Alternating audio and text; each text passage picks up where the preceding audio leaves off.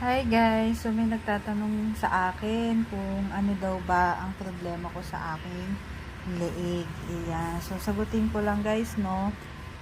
Ako po ay meron pong grave disease, hyperthyroidism.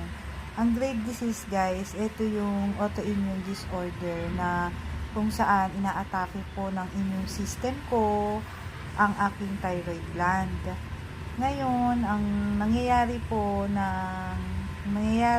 labis-labis po na nagpo-produce o gumagawa ng hormones.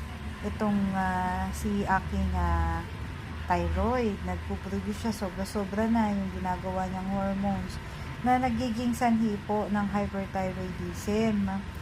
So, ang mga karaniwang po na sintomas po ng hyperthyroidism, ito na nga po yung palpitation, yung nagpo-palpitate ako, yung mabilis yung tibok ng puso na parang nininervyos, kinakabahan, ganon. Tapos yung panay-panay na pagdumi, labis na pagdumi na nagiging dahilan kung bakit ako pumapayat to the point na hindi na siya magandang tignan kasi nga sobrang payat na, tapos nagda-dry na yung balat, yung mahalata mo talaga na iba yung pagkapayat tapos mangingitim guys, mangingitim, isa pa yan, mangingitim yung balat, magda-dry ang balat, tapos madali akong pagpawisan na kasi mainitin ako, yung ayoko sa mainit,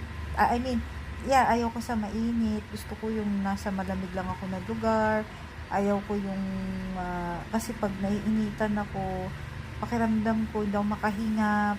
Tapos, nahihilo ako. Yun, kaya, ganun. Kaya, iniiwasan ko rin na nagpapaaraw ng sobra-sobra.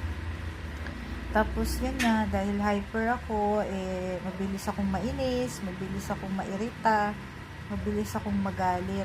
Yan guys. So, naglalagas din ng buhok ko. Tapos, yun nga, yung isa pa sa mga sintomas, yung pagluwa ng mata na dati, talagang sabi ko singkit ako dati pero sabi ko nung kailan parang nag-iiba na yung hugis ng mata ko na parang lumuluwa siya, pero sa awa ng Diyos, dahil nakakainom tayo ng gamot, nakokontrol naman siya. So yan guys, no, meron akong grave disease, hyperthyroidism, yun guys, pero in God's will, praise